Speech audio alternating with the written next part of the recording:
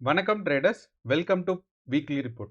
So இன்னைக்கு நம்ம இந்த வீடியோவில் என்ன பார்க்க போகிறோம்னா, அக்டோபர் 6ஆம் தேதியிலிருந்து 10ஆம் தேதி வரைக்கும், அதாவது அடுத்த வாரத்துக்கான நிஃப்டி, பேங்க் நிஃப்டி அண்ட் சென்செக்ஸ் வந்து நம்ம என்ன எதிர்பார்க்கலாம் அப்படிங்கிறத பார்க்க போகிறோம்.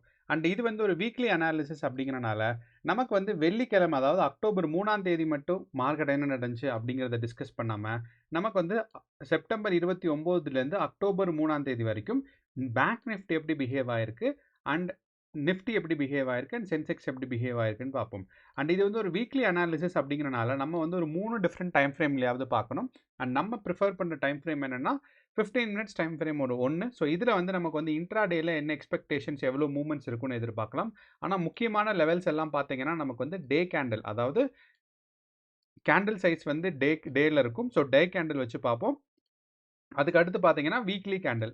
ஸோ இந்த வீக்லி அண்ட் டே கேண்டில், இந்த மாதிரி ஒரு weekly, day and 15 minutes. So இப்போ இந்த 3 டிஃப்ரெண்ட் டைம் ஃப்ரேம் வரும்போது நமக்கு ஒரு அழகான ரேஞ்சஸ்லாம் கிடைக்கும். ஸோ அப்போ அடுத்த வாரத்துக்கு நம்ம மேக்ஸிமம் எவ்வளோ எதிர்பார்க்கலாம் அண்ட் மினிமம் எவ்வளோ எதிர்பார்க்கலாம் அண்ட் எவ்வளோ தூரம் வந்து வாலடைலிட்டி இருக்கிறதுக்கான சான்சஸ் இருக்குது, இது எல்லாமே அண்டர்ஸ்டாண்ட் ஆகும். அண்ட் இது கூடவே பார்த்தீங்கன்னா நம்ம வந்து ஓப்பன் இன்ட்ரெஸ்ட் டேட்டாவையும் பார்ப்போம்.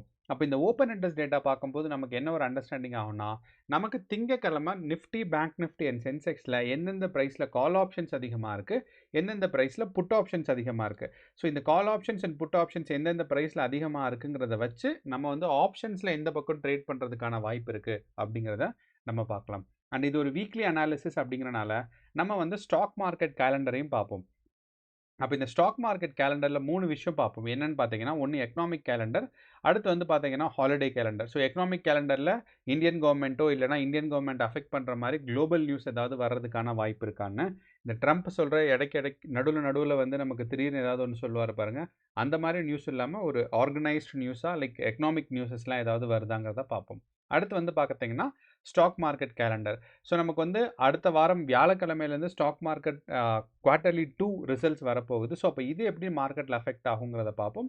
இதை தொடர்ந்து ஹாலிடே கேலண்டர், இந்த வருகின்ற வாரம் ஏதாவது நம்ம வந்து ஹாலிடே எதிர்பார்க்குறோமா அப்படிங்கிற ஒரு எக்ஸ்பெக்டேஷன். ஸோ இதெல்லாம் வந்து சேர்த்து அனலைஸ் பண்ணோம்னா நம்ம அடுத்த வாரத்துக்கு நம்மளோட ஸ்ட்ராட்டஜியும் அண்ட் எக்ஸ்பெக்டேஷன்ஸும் பில்ட் பண்ணுறதுக்கு சரியாக இருக்கும். வாங்கி இப்போ நம்ம வீடியோக்குள்ளே போகலாம். நம்ம வீடியோ கம்ப்ளீட்டாக ஸ்டார்ட் பண்ணுறதுக்கு முன்னாடி ஒரே ஒரு விஷயம் என்ன அப்படின்னு பார்த்தீங்கன்னா, நம்ம வந்து யூஸ்வலாக சாட்டர்டே தான் போடுவோம். ஆனால் நமக்கு இந்த கடைசி 2 வாரம் பார்த்தீங்கன்னா சாட்டர்டே வந்து நிறைய நியூஸ்லெஸ்லாம் டெவலப் ஆகிட்டு இருந்துச்சு. ஸோ அதனால நம்ம கொஞ்சம் டிலேவாக சண்டே போட்டோம்னா நமக்கு வந்து மார்க்கெட்டோட அக்யூரசி பெட்டராக இருக்கும்னா நம்ம வந்து சண்டே இன்னைக்கு ரெக்கார்ட் பண்ணுறோம். ஓகே, ஸோ ஃபஸ்ட்டு வந்து எக்கனாமிக் கேலண்டர். ஸோ இந்த எக்கனாமிக் கேலண்டரில் பொறுத்தளவு இந்தியன் கவர்மெண்ட்லேருந்தோ, யூஎஸ் கவர்மெண்ட்டோ, சைனா, ஜப்பான் இந்த மாதிரி எந்த ஸ்டாக் மார்க்கெட்லேருந்தும் முக்கியமான நியூஸ் வந்து பெருசாக வர்றதில்லை. ஆனால் நமக்கு வந்து வியாழக்கிழமை மட்டும் பார்த்தீங்கன்னா எஃப்ஓஎம்சி மீட்டிங்ஸ் இருக்குது. அதாவது நமக்கு வந்து ஃபெடரல் ரிசர்வ் இன்ட்ரெஸ்ட் ரேட்டோட ரேட்டிங் இருக்குது. ஸோ இப்போ இது வந்து நமக்கு ஆர்பிஐயோட இன்ட்ரெஸ்ட் ரேட் எப்படி இருக்குமோ அதே மாதிரி தான் ஃபெடரல் ரிசர்வோட மினிட்ஸ் இருக்கும். ஸோ அப்போ இது வந்து ஒரு சின்ன இம்பேக்ட் உண்டாக்கும். அண்ட் இதோட எக்ஸ்பெக்டேஷன் வந்து பார்த்தீங்கன்னா நமக்கு வியாழக்கிழமையோட மார்க்கெட்டில் தான், அவங்களுக்கு வியாழக்கிழமை தான் ரிசல்ட் சொல்லுவாங்க. ஸோ இது வந்து வெள்ளிக்கிழமை தான் நமக்கு மார்க்கெட்டில் ரிஃப்ளெக்ட் ஆகும். ஸோ அப்படிங்கிறனால நமக்கு வந்து சென்செக்ஸோட எக்ஸ்பைரிக்கு அடுத்த நாள் தாங்கிறனால நமக்கு எக்ஸ்பைரி டேக்கு முன்னாடி வந்து பெரிய எஃபெக்ட் இருக்காது. ஸோ இதுதான் எக்கனாமிக் நியூஸில் நம்ம பெருசாக எதிர்பார்க்குறது. அதுக்கடுத்து எல்லாமே பார்த்தீங்கன்னா அடுத்த திங்கக்கிழமை தான். ஸோ அதை வந்து நம்ம அடுத்த வாரம் பார்ப்போம். அடுத்து ஸ்டாக் மார்க்கெட் கேலண்டரில் பார்க்குறதும் இதே தான் இருக்குது. என்ன அப்படின்னு பார்த்தீங்கன்னா, நமக்கு வந்து இந்த Q2 ரிசல்ட்ஸ், அதாவது குவார்ட்டர்லி 2, இவங்கெல்லாம் பப்ளிக் செக்டர்ஸ் கம்பெனியாக இருக்கிறனால ஒவ்வொரு குவார்ட்டர் முடிஞ்சதுக்கப்புறம், அதாவது ஒவ்வொரு 3 மாதமும் 12 மாதத்தை வந்து 3 மாதமாக பிரிச்சிருவாங்க. அப்போ ஒரு 3 மாதமும் முடிஞ்சதுக்கப்புறம் அந்த கம்பெனியோட பெர்ஃபார்மன்ஸோட ரிசல்ட்ஸ் அனௌன்ஸ் பண்ணுவாங்க. அப்போது நமக்கு வந்து வியாழக்கிழமை பார்த்தீங்கன்னா ஃபஸ்ட்டு வந்து Tata consultancy and Tata Elxsi. So இது வந்து டாடா எலக்ட்ரானிக்ஸோட ஒரு டிவிஷன், அது கொஞ்சம் டிஃப்ரெண்ட்டான ஒரு டிவிஷன். ஸோ அப்போ Tata consultancy and Tata electronics வந்து வியாழக்கிழமை ரிசல்ட்ஸ் அனௌன்ஸ் பண்ணுறாங்க. அண்ட் இதோட இம்பேக்ட் பார்த்தீங்கன்னா நமக்கு வந்து வெள்ளிக்கிழமையோட மார்க்கெட்டில் இருக்கிறதுக்கான சான்சஸ் நிறையா இருக்குது. வியாழக்கிழமை சென்செக்ஸ் எக்ஸ்பைரி அப்போ வாய்ப்புகள் கொஞ்சம் கம்மி தான். ஸோ யூஸ்வலாக வந்து பார்த்தீங்கன்னா நமக்கு மத்தியானத்துக்கு மேலே தான் இந்த ரிசல்ட்ஸ் எல்லாம் அனௌன்ஸ் பண்ணுவாங்க. ஸோ அப்படிங்கிறனால சென்செக்ஸில் எக்ஸ்பைரி டே அஃபெக்ட் ஆகாது. அப்போது இந்த வாரத்துக்கு எக்கனாமிக் நியூஸோ இல்லை ஸ்டாக் மார்க்கெட் கேலண்டர் நியூஸோ பார்த்தீங்கன்னா வெள்ளிக்கிழமை மட்டும் வாலடைலிட்டியாக இருக்கிறதுக்கு சான்சஸ் நிறையா இருக்குது. அண்ட் இந்த வாரம் அக்டோபர் வந்து நமக்கு லீவ் இல்லை. அடுத்து வந்து பார்த்தீங்கன்னா நமக்கு அக்டோபர் 21 தீபாவளிக்கு தான் லீவு. அதுக்கு நடுவில் நமக்கு ஒன்றும் லீவ் இல்லைன்னு சொல்லலாம். ஓகே, ஸோ அப்போது நமக்கு இதுதான் வந்து எக்ஸ்பெக்டேஷன் நமக்கு எக்கனாமிக் கேலண்டர் வச்சு. அடுத்து வந்து நம்மளோட ப்ரைஸ் ஆக்ஷனை பார்க்கலாம். அப்போ நமக்கு ப்ரைஸ் ஆக்ஷன் பார்க்கும்போது ஃபஸ்ட்டு வந்து நம்ம நிஃப்டியை பார்த்துடலாம். ஏன்னா நிஃப்டியை பேஸ் பண்ணி தான் எனக்கு, அதாவது நான் அண்டர்ஸ்டாண்ட் பண்ணுறது வந்து நிஃப்டியை பேஸ் பண்ணி தான். ஸோ நிஃப்டி அனலைஸ் பண்ணிட்டோம்னா நமக்கு மற்றதெல்லாம் ஈஸியாக கொஞ்சம் அனலைஸ் ஆகிறதுக்கு ஈஸியாக இருக்கும். ஓகே, ஸோ ஃபஸ்ட்டு வந்து நம்ம என்ன சொன்னோம்னா, இந்த போன வாரம் எப்படி மார்க்கெட் ஃபங்க்ஷன் ஆச்சு அப்படிங்கிறத பார்க்கணும். அப்போ நம்ம 15 மினிட்ஸ் டைம் ஃப்ரேமில் வச்சுருக்கோம். அப்போ மார்க்கெட் பார்த்தீங்கன்னா போன வாரம் திங்கக்கிழமை ஒரு சின்ன கேப் அப்பில் தான் ஓப்பன் ஆச்சு. அண்ட் அந்த கேப் வந்து அன்னைக்கே கவர் ஆயிடுச்சுன்னு சொல்லலாம் அந்த கேண்டில்லே. அதுக்கப்புறம் மார்க்கெட் வந்து ஒரு சைட்வேஸ் மூவ்மெண்ட் தான் போயிட்டு இருந்துச்சு. ஸோ இது வந்து பார்த்தீங்கன்னா நமக்கு எக்ஸ்பைரி டே அன்னைக்கு வரைக்கும் சைட்வேஸ் மூவ்மெண்ட். அதுக்கப்புறம் மார்க்கெட் வந்து வெள்ளிக்கிழமையும் பியூராக சைட்வேஸ், கடைசியில் மட்டும் கொஞ்சம் மேலே போயிருந்துச்சு. அதே மாதிரி பார்த்தீங்கன்னா நமக்கு அக்டோபர் 1ஆம் தேதியும் பார்த்தீங்கன்னா அது மட்டும்தான் நமக்கு பாசிட்டிவான மூவ்மெண்ட்ஸ். அந்த அக்டோபர் 1ஆம் தேதிக்கான பாசிட்டிவ் மூவ்மெண்ட்ஸ், அதை தொடர்ந்து பார்த்தீங்கன்னா வெள்ளிக்கிழமை சாயந்தரத்துக்கு ஒரு பாசிட்டிவ் மூவ்மெண்ட்ஸ் இருந்துச்சு. அப்போ நமக்கு மோஸ்ட்டாக வந்து பார்த்தீங்கன்னா மார்க்கெட் வந்து சைட்வேஸ் தான் மூவ் ஆகிட்டு இருந்துச்சு. நமக்கு வந்து அக்டோபர் 1ஆம் தேதி புதன்கிழமை இருந்த ஒரு ஹைப்பும், அதே மாதிரி பார்த்தீங்கன்னா நமக்கு வெள்ளிக்கிழமை எண்ட் ஆஃப் த டேல இருந்த ஒரு ஹைப்பும், இந்த 2 ஹைப்பையும் மட்டும் தவிர்த்துட்டோம்னா மார்க்கெட் வந்து பார்த்தீங்கன்னா ஆல்மோஸ்ட் நமக்கு ஒரு கன்சாலிடேஷன் ஃபேஸில் தான் இருந்துச்சு. அண்ட் நிஃப்டியை பொறுத்தளவு ஒரு சின்ன ரெக்கவரி ஆயிருக்கு. ஏன்னா நிஃப்டி வந்து பார்த்தீங்கன்னா நமக்கு வந்து செப்டம்பர் 17ஆம் தேதியிலேருந்து மார்க்கெட் டவுன் சைட் தான் போயிட்டு இருந்திருக்கு. அப்போது இந்த செப்டம்பர் 30லேருந்து பார்க்கும்போது மார்க்கெட் ஒரு ஓவராலாக பாசிட்டிவாக வந்திருக்கு. அப்போது நமக்கு 2 விஷயம். இப்படி ஒரு டவுன் ஃபாலிங் மார்க்கெட்லேருந்து மேலே போகுதுன்னா, இது வந்து ஒரு ஒரு ஒரு மேலே போகிறதுக்கான ஒரு இண்டிகேஷனா, இல்லைன்னா நமக்கு வந்து ஒரு கன்சாலிடேஷன். ஏன்னா நமக்கு தெரியும் மார்க்கெட் எப்பயுமே இப்படி டைரெக்டாக டவுன்ஃபால் ஆகாது. டவுன்ஃபால் ஆகும்போது ஒரு சின்ன புல் பேக், அதுக்கப்புறம் டவுன்ஃபால் ஆகும். ஓகே, அப்போ இந்த முக்கியமான ஒரு டவுட்டை எந்த ப்ரைஸ் லெவல் வந்து நமக்கு முக்கியமாக தீர்த்து வைக்கும்னு பார்த்தீங்கன்னா 25,000. ஸோ மார்க்கெட் 25,000 கிராஸ் ஆயிடுச்சுன்னா நம்ம வந்து என்ன எக்ஸ்பெக்ட் பண்ணலாம்னா, இந்த வாரம் வந்து மார்க்கெட் மேலே புஷ் ஆகிறதுக்கான சான்சஸ் இருக்குன்னு. அப்படி இல்லை 25,000க்கு பக்கத்துலேயே கன்சாலிடேட் ஆயிட்டிருக்கு அப்படின்னு பார்த்தீங்கன்னா, நமக்கு வந்து மார்க்கெட் எப்போ வேணாலும் கீழே வரதுக்கான வாய்ப்பு இருக்குன்னு சொல்லலாம். ஏன்னா நமக்கு வந்து இப்படி பார்க்கும்போது நமக்கு கிளியராக தெரியுது. செப்டம்பர் 18லேருந்து கீழே வந்த மார்க்கெட் இப்போ சின்னதாக ஒரு புல் பேக் எடுத்திருக்க மாதிரி தான் இருக்குது. அப்போது இந்த புல் பேக்லேருந்து மார்க்கெட் வந்து ட்ரெண்ட் ரிவர்ஸ் ஆகுதுன்னு தெரியறதுக்கு இருக்கிற முக்கியமான ப்ரைஸ் லெவல் பார்த்தீங்கன்னா 25,000. ஸோ இது வந்து நிஃப்டி 50ல மட்டும் கிடையாது. இதே ப்ரைஸ் ஆக்ஷன் அப்படியே பாருங்கள், நம்ம வந்து காப்பி பேஸ்ட் பண்ண மாதிரி தான் சென்செக்ஸோட அனாலிசிஸ் இருக்குது. அப்போது சென்செக்ஸும் நமக்கு வந்து ஏறக்குறைய செப்டம்பர் 18ஆம் தேதியிலேருந்து பார்த்தீங்கன்னா மார்க்கெட் கீழே வந்திருக்கு. இப்போ ஒரு புல் பேக் போயிருக்கு. அண்ட் சென்செக்ஸ்க்கு நமக்கு முக்கியமான ரெசிஸ்டன்ஸ் பாயிண்ட் என்னன்னு பார்த்தீங்கன்னா 81,000 அண்ட் 81,500. அப்போ சென்செக்ஸை பொறுத்தளவு இந்த 81,000 அப்படிங்கிறது ஒரு முக்கியமான ப்ரைஸ் லெவலாக இருக்கும். அண்ட் எப்படி இந்த 81,000 ப்ரைஸ் லெவல் வந்தோங்கிறத நான் இப்போ சொல்கிறேன். அடுத்து நமக்கு டே அனாலிசிஸ் அண்ட் வீக்லி அனாலிசிஸ் பண்ணும்போது தெரிஞ்சிடும். ஓகே, ஆனால் நம்மளுக்கு வந்து பேங்க் நிஃப்டி பார்த்தீங்கன்னா பேங்க் நிஃப்டியோட ஆல்மோஸ்ட் ஒரு ஆல் டைம் ஹை வந்து பார்த்தீங்கன்னா நமக்கு வந்து இந்த இடத்துல ரீச் ஆச்சு. ஒரு 57,000 58,000 மார்க்கெட் வந்து புஷ் ஆச்சு ஒரு டைம். அப்படிங்கிறனால பேங்க் நிஃப்டி வந்து ஆல்மோஸ்ட் லைக் நமக்கு 57,580 தான் ஆல் டைம் ஹை. அப்போது அந்த ஆல் டைம் ஹைலேருந்து மார்க்கெட் வந்து சின்னதாக, இப்போ நம்ம ஒரு 45 மினிட்ஸ் டைம் ஃப்ரேம் வச்சோன்னா நமக்கு கிளியராக தெரியும். ஸோ மார்க்கெட் வந்து இதுதான் ஆல் டைம் ஹை. இங்கிருந்து மார்க்கெட் வந்து ஒரு டவுன்ஃபால் ஆச்சு. திருப்பி பார்த்தீங்கன்னா சூப்பரான ரெக்கவரி போயிருக்கு. அப்போது எவ்வளோ தூரம் டவுன்ஃபால் ஆச்சுன்னு பார்த்தீங்கன்னா நமக்கு வந்து ஏறக்குறைய ஒரு 2% டவுன்ஃபால் ஆனதில் இப்போ ஆல்மோஸ்ட் ரெக்கவரி ஆகிருக்கிறது ஒரு 2.8% டவுன்ஃபால் ஆனதில் 2.4% ரெக்கவரி ஆயிடுச்சு. ஸோ அப்படிங்கிறனால நம்மளோட பேங்க் நிஃப்டி பார்த்தீங்கன்னா நமக்கு almost close to all time high இருக்குது. ஸோ இதுதான் நமக்கு பேங்க் நிஃப்டியோட ஆல் டைம் ஹை. அப்போ அந்த close to all time high எவ்வளோ பர்சன்டேஜில் தான் நமக்கு டிஃப்ரென்ஸ் இருக்குன்னு பார்த்தீங்கன்னா நமக்கு வந்து ஏறக்குறைய நமக்கு வந்து ஒரு ஒரு 200 பாயிண்ட் 300 பாயிண்ட் தான் டிஃப்ரென்சஸ் இருக்குது. ஸோ அப்படிங்கிறனால பேங்க் நிஃப்டி இந்த ஆல் டைம் ஹை இல்லை, ரீசெண்ட் ஹையை விட மார்க்கெட் மேலே போகிறதுக்கு கொஞ்சம் கம்மியாக தான் இருக்குது. ரெண்டாவது, ஆல் டைம் ஹைக்கு இப்போ எவ்வளோ தூரம் ப்ரைஸ் இருக்குதுன்னு பார்த்தீங்கன்னா நமக்கு ஏறக்குறைய ஆல்மோஸ்ட் லைக் ஒரு 3% டவுன்ஃபால் தான் இருக்குது. ஸோ அப்படிங்கிறனால இதுதான் 56,000 தான் நமக்கு வந்து முக்கியமான ப்ரைஸ் லெவல். அப்போது இந்த 56,000 அப்படிங்கிற இந்த முக்கியமான ப்ரைஸ் லெவலை தாண்டிடுச்சுன்னா நமக்கு வந்து பேங்க் நிஃப்டி திருப்பியும் ஒரு ஆல் டைம் ஹை டெவலப் பண்ணுறதுக்கான சான்சஸ் இருக்குது. ஸோ அப்போது பேங்க் நிஃப்டியோட ஆல் டைம் ஹைலேருந்து நமக்கு bank Nifty almost close to ஒரு 2.5% தான் டவுன்ஃபாலில் இருக்குங்கிறனால பேங்க் நிஃப்டி இந்த லெவல் தான் நமக்கு முக்கியம். அப்போ பேங்க் நிஃப்டி பாசிட்டிவாக இருக்கணும்னா நமக்கு ஃபஸ்ட் லெவல் 56,000. அதே சமயம் நமக்கு நிஃப்டி 50 பார்க்கும்போது 25,000. நமக்கு வந்து சென்செக்ஸ் பார்த்தோம்னா 81,500. இதுதான் 3 முக்கியமான ப்ரைஸ் லெவல். இப்போ வந்து நம்ம வந்து வீக்லி அனாலிசிஸ் போகலாம். அப்போ இந்த வீக்லி அனாலிசிஸ் பார்க்கும்போது போன வாரத்தோட நம்மளோட கேண்டலோட ஸ்டேஜஸ்லாம் நமக்கு தெரியும். அப்படி வச்சு பார்த்தோம்னா நமக்கு வந்து போன வாரம் நம்ம என்ன எதிர்பார்த்தோம்னா, அதுக்கு முந்தின வாரம், அதாவது இப்போ இந்த வாரத்துக்கு நம்ம என்ன எதிர்பார்த்தோம்னா, மார்க்கெட் வந்து 82,000 வரைக்கும் மார்க்கெட் ஹையஸ்ட் போகலாம். அதை தாண்டி மார்க்கெட் போகிறது கஷ்டம்னு சொல்லி எதிர்பார்த்தோம்.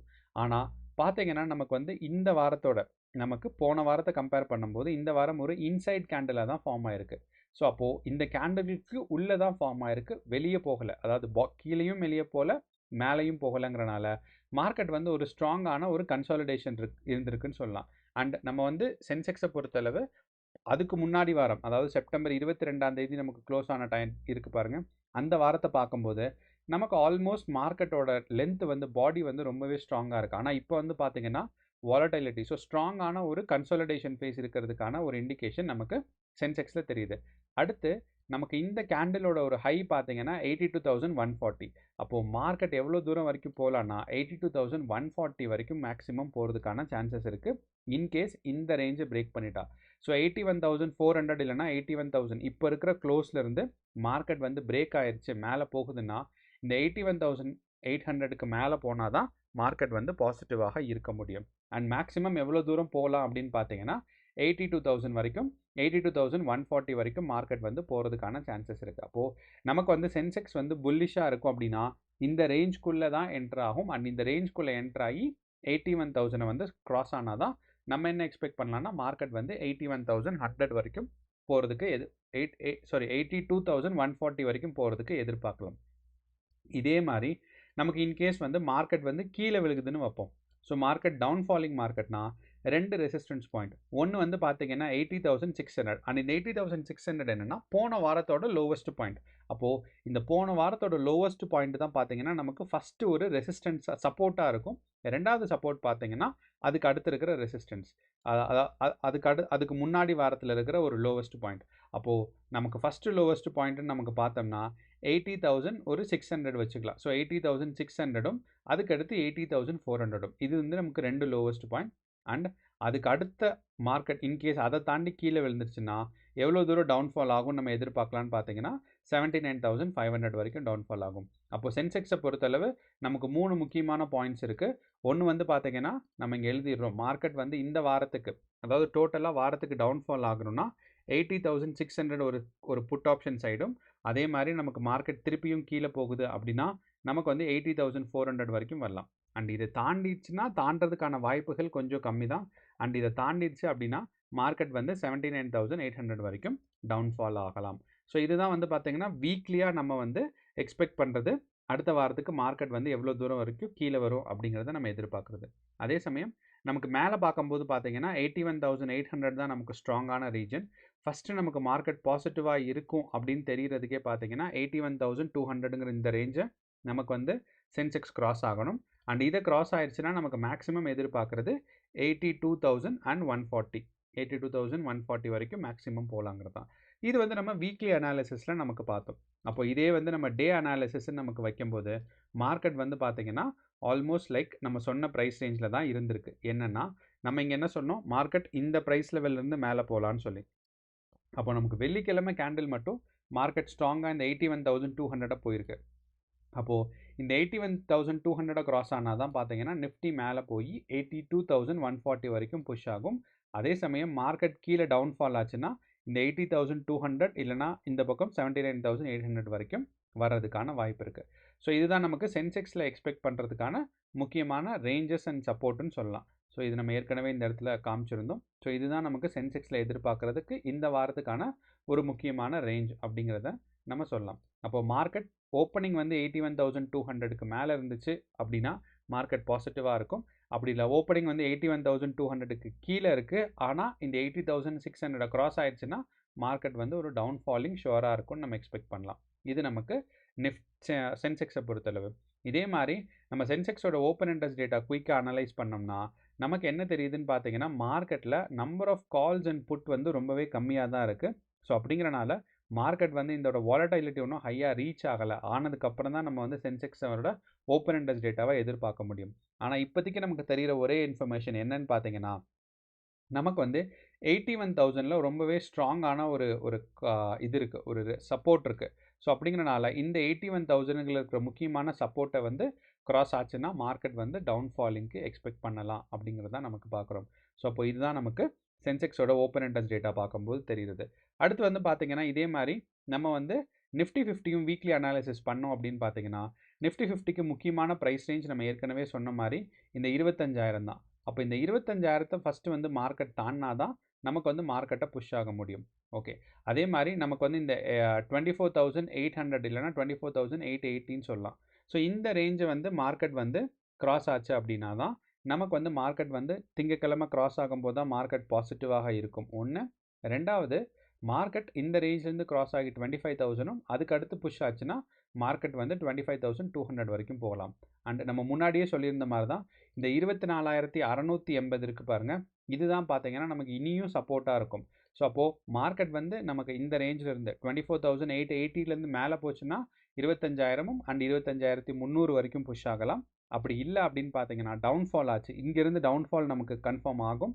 ஓப்பன் ஆச்சு அப்படின்னு பார்த்தீங்கன்னா மார்க்கெட்டில் இந்த இடத்துல நம்ம வந்து 24,680 நம்ம எக்ஸ்பெக்ட் பண்ணலாம். அப்படி இல்லைன்னா 24,620 வரைக்கும் மார்க்கெட் புஷ் டவுன் ஆகலாம். அப்போது இந்த 4 லெவல் தான் நமக்கு வந்து நெக்ஸ்ட் வீக்குக்கான ஒரு முக்கியமான இண்டிகேஷன்ஸ் நமக்கு நிஃப்டியை பொறுத்தளவு. அதே சமயம் நம்ம நிஃப்டியோட ஓப்பன் இன்ட்ரெஸ்ட் டேட்டா பார்த்தோம் அப்படின்னு பார்த்தீங்கன்னா புட் ஆப்ஷன் சைடு ரொம்பவே ஸ்ட்ராங்கான நமக்கு நிறைய வேல்யூஸ் இருக்குது. கால் ஆப்ஷன் சைடு பார்க்கும்போது 25,000 அண்ட் நம்ம வந்து ப்ரைஸ் ஆக்ஷன் வச்சு தான் நம்ம 25,000ன்னு சொன்னோம். இங்கே ஓப்பன் இன்ட்ரெஸ்ட் டேட்டாவில் பார்த்தோம்னா நமக்கு கரெக்டாக 25,000 தான் அதிகமான கால் ஆப்ஷன்ஸ் இருக்குது. ஸோ அப்படிங்கிறனால மார்க்கெட் இந்த ரேஞ்சில் வந்து ஸ்டாப் ஆகிறதுக்கான சான்சஸ் இருக்குது. அண்ட் மார்க்கெட் வந்து இந்த ரேஞ்சு தாண்டினா தான் நமக்கு வந்து பாசிட்டிவான நீங்கள் கால் ஆப்ஷன்ஸ் ஹோல்ட் பண்ணுறதோ டிசைட் பண்ணலாம். அப்படி இல்லைன்னா புட் ஆப்ஷன் சைடு தான் நமக்கு இன்ட்ரெஸ்ட் அதிகமாக இருக்குங்கிறனால மார்க்கெட் கொஞ்சம் வந்து டவுன் சைட் ட்ரெண்ட் ஆகிறதுக்கான சான்சஸ் நமக்கு அதிகமாக இருக்குது. ஓகே, கடைசியாக பார்த்தீங்கன்னா நம்மளோட பேங்க் நிஃப்டி. அப்போ இந்த பேங்க் நிஃப்டி பார்க்கும்போது நம்ம ஏற்கனவே சொல்லியிருந்தோம் பேங்க் நிஃப்டி வந்து ஒரு டவுன்ஃபால் திருப்பி மேலே தான் போயிருக்குன்னு. அப்போது இந்த வாரம் வந்து மூணு இண்டெக்ஸஸ்லையுமே நம்ம Nifty, bank Nifty and Sensex நம்ம வீக்லி அனாலிசிஸ் பார்த்தோம்னா இந்த கேண்டில் ஒரு இன்சைட் கேண்டில்.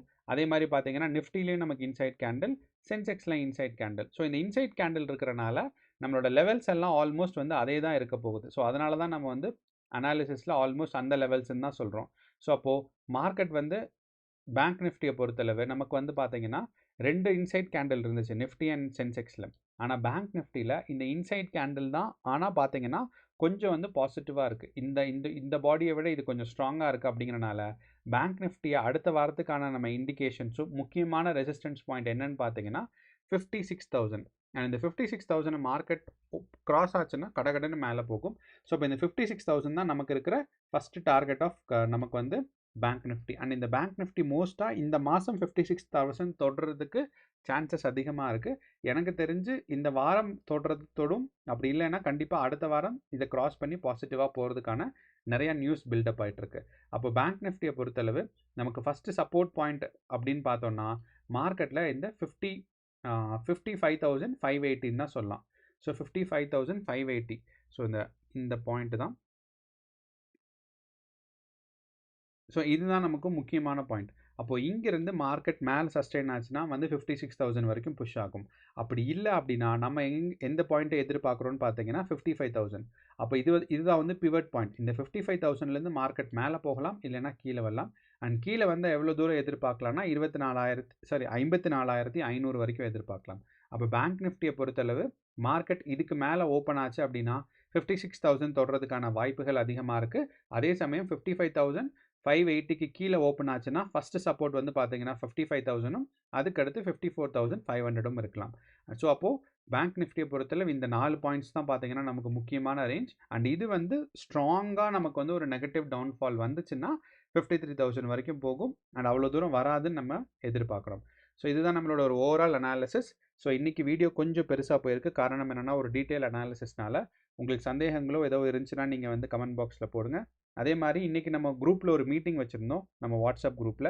அந்த மீட்டிங் வந்து நிறைய பேர் பார்க்கலன்னு அப்படிங்கிற சொன்னனால நம்ம வந்து அடுத்த வாரமோ இல்லைன்னா அதுக்கு அடுத்த வாரமோ மறுபடியும் ஒரு தடவை நடத்துகிறதா இருக்கும்.